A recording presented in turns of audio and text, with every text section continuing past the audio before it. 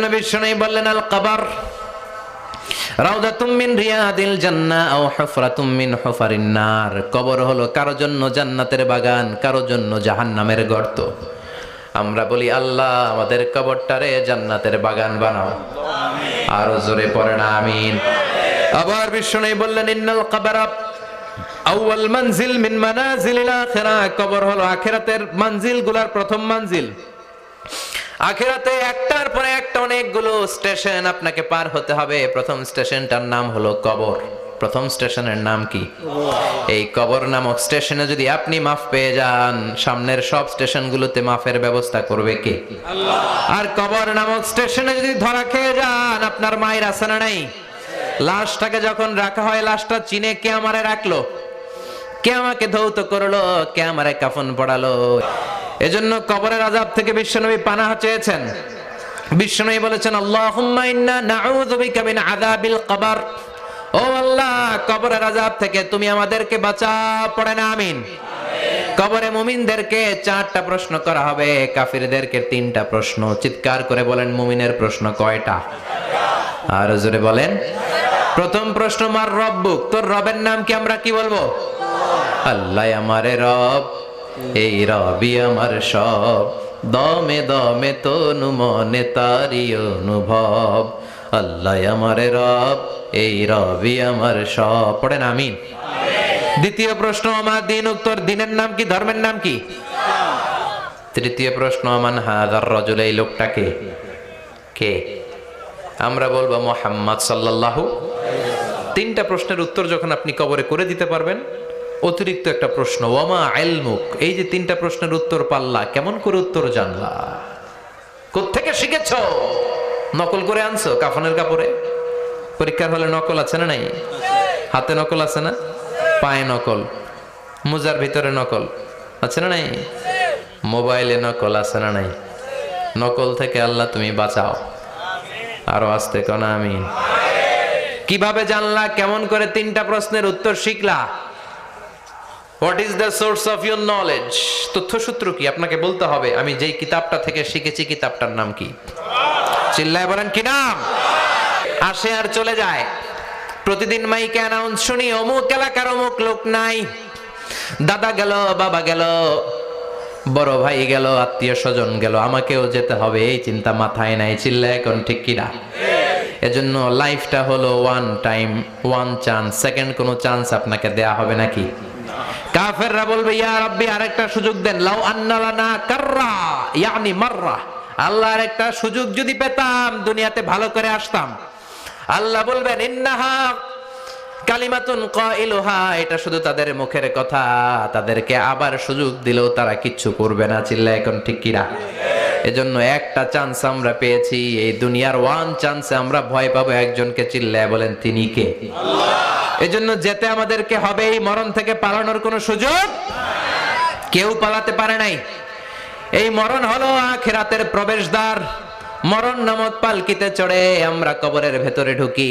মরণ হলো প্রথম পর্ব, কবর হলো দ্বিতীয় পর্ব। যেরকম ঠিক কিনা? এজন্য বিশ্বনবী বললেন আল কবর রাউদাতুম মিন রিয়াদিল জান্নাহ আও হুফরাতুম মিন হুফারিন নার। কবর হলো কারো জন্য জান্নাতের বাগান, কারো জন্য জাহান্নামের গর্ত।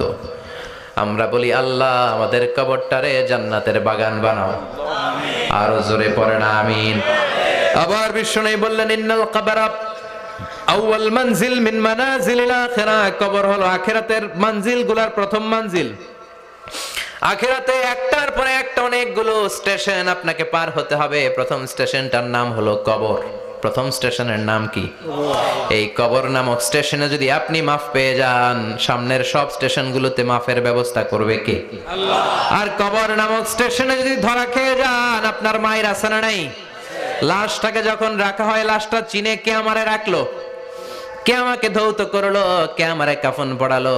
এজন্য বিষ্ণুই বলেছেন মুমূর্ষের সামনে বসে বসে পড়ো লা ইলাহা ইল্লাল্লাহু মুহাম্মাদুর রাসূলুল্লাহ লাকিনু মাউতাকুম লা ইলাহা ইল্লাল্লাহ। মুমূর্ষের সামনে দাঁড়িয়ে দাঁড়িয়ে পড়ো লা ইলাহা ইল্লাল্লাহ।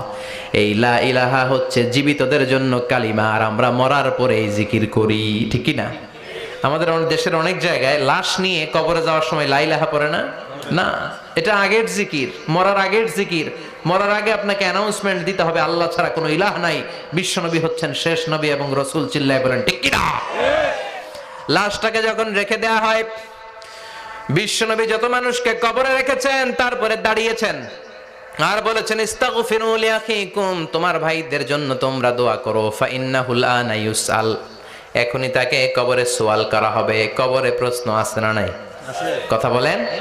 বিশ্বনবী খাদিজাতুল কুবরা, ওনার প্রথম স্ত্রী খাদিজাতুল কুবরা তাহেরাকে কবরের মধ্যে রেখে দিয়ে কাঁদতে শুরু করলেন, চোখের পানি ছেড়ে অনেক দোয়া করলেন। দোয়া শেষে সব সাহাবারা ঘরে ফিরে যায়, বিশ্বনবী যায় না। সাইয়েদনা আবু বকর বললেন, ও নবী চলেন ঘরে যাই। অনেক তো দোয়া করলেন। বিশ্বনবী বললেন, আবু বকর তুমি যাও, আমি যাব না। এইটা সাধারণ মহিলা না, এটা বিপদের দিনের সঙ্গিনী খাদিজা। মক্কায় যখন আমার কেউ ছিল না, খাদিজা আমারে ভুলে নাই।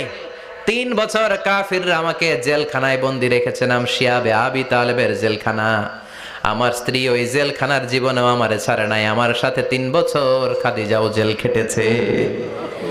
এই একটাই মহিলা, যেই মহিলাকে আল্লাহ আরশের উপর থেকে সালাম দিয়েছে, মহিলাটার নাম খাদিজা। আল্লাহু আকবার। আমার সব সন্তান আল্লাহ খাদিজার পেট থেকে দিয়েছে। ফাতেমাতুজ জোহরা খাদিজার মেয়ে, জাইনাব খাদিজার মেয়ে, উম্মে কুলসুম খাদিজার মেয়ে, রুকাইয়া খাদিজার মেয়ে, আবুল কাসেম বিশ্বনবীর ছেলে খাদিজার ছেলে, আব্দুল্লাহ যাকে তাইয়্যিব এবং তাহের নামে আমরা চিনি, সেও খাদিজার ছেলে। সুবহানাল্লাহ। ও আবু বকর, আমার এই কলিজার টুকরা প্রিয়তমা খাদিজারে রেখে দিয়ে কেমনে বাসায় যায়? তুমি যাও, আমি দাঁড়িয়ে থাকবো। এখনই মুনকার নাকির এসে খাদিজারে প্রশ্ন করবে, আমি দেখবো খাদিজা উত্তর দিতে পারে কিনা। আর প্রশ্নের উত্তর যদি ভুল করে ফেলে, কবরের উপর থেকে আমি নিজে প্রশ্নের উত্তর দিয়ে দেব। সাইয়েদনা জিবরাইল বললেন, নবী আপনারা দাঁড়িয়ে থাকার দরকার নাই, আবু বকরের সাথে ঘরে চলে যান। আল্লাহ জানিয়ে দিয়েছে, খাদিজার কবরের প্রশ্নে যদি কোনো সমস্যা হয়, আরশের উপর থেকে খাদিজার প্রশ্নের জবাব আল্লাহ নিজে দিয়ে দিবে। এজন্য কবরের আযাব থেকে বিশ্বনবী পানাহ চেয়েছেন। বিশ্বনবী বলেছেন, আল্লাহুম্মা ইন্না নাউযু বিকা মিন আযাবিল কবর। ও আল্লাহ, কবরের আযাব থেকে তুমি আমাদেরকে বাঁচাও। পড়েন আমিন। কবরে মুমিনদেরকে 4টা প্রশ্ন করা হবে, কাফিরদেরকে 3টা প্রশ্ন। চিৎকার করে বলেন, মুমিনের প্রশ্ন কয়টা? আর জোরে বলেন। প্রথম প্রশ্ন, মার রব্বুক, তোর রবের নাম কি? আমরা কি বলবো? আল্লাহ আমারে রব, এই রবি আমার সব, দমে দমে তনু মনে তারি অনুভব। আল্লাহ আমারে রব, এই রবি আমার সব। পড়েন আমিন। দ্বিতীয় প্রশ্ন, আমার দিন, উত্তর দিনের নাম কি? ধর্মের নাম কি? তৃতীয় প্রশ্ন, আমান হাযার রাজুল, এই লোকটাকে কে? আমরা বলবো মুহাম্মদ সাল্লাল্লাহু। 3টা প্রশ্নের উত্তর যখন আপনি কবরে করে দিতে পারবেন, অতিরিক্ত একটা প্রশ্ন, ওয়ামা ইলমুক, এই যে 3টা প্রশ্নের উত্তর পাল্লা, কেমন করে উত্তর জানলা? কোত্থেকে শিখেছো? নকল করে আনছো কাফনের কাপড়ে? পরীক্ষার হলে নকল আছে না নাই? হাতে নকল আছে না? পায়ে নকল, মোজার ভিতরে নকল আছে না নাই? মোবাইলে নকল আছে না নাই? নকল থেকে আল্লাহ তুমি বাঁচাও। আরো আসতে কোন আমিন। কিভাবে জানলা? কেমন করে 3টা প্রশ্নের উত্তর শিখলা? What is the source of your knowledge? তথ্যসূত্র কি? আপনাকে বলতে হবে, আমি যেই কিতাবটা থেকে শিখেছি কিতাবটার নাম কি? চিল্লায় বলেন, কি নাম? এই কিতাবটা হলো কোরআন।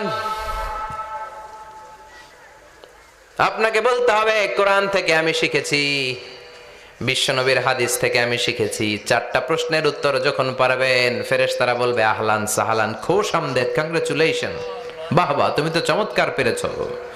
ফায়ুফসাহু লাহু কবরুহু ৭০ যিরাআন, মুমিন বান্দার কবরটা ৭০ হাত লম্বা করে দেয়া হবে। ইফতাহু লাহু বাবুন ইলাল জান্নাহ, জান্নাতের দিকে তার কবর থেকে একটা দরজা বানিয়ে দেয়া হবে।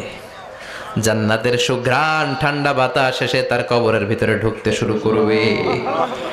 ইউলবাসু লিবাস মিন আহলিল জান্নাহ, জান্নাতীদের পোশাক তার গায়ের মধ্যে পরিয়ে দেয়া হবে। আল্লাহু আকবার। আর বলা হবে, নাম কানাউমিল আরুস, বাসর রাতে বর যেমনি কনেকে নিয়ে ঘুমিয়ে যায়, তুমিও একটা ঘুম দাও। আলহামদুলিল্লাহ পড়ে। মুমিন বান্দা আনন্দের একটা ঘুম দিবে। ইসরাফিলের সিংগার আওয়াজ ছাড়া পৃথিবীর কোনো কিছুই তার এই ঘুম ভাঙতে পারবে না।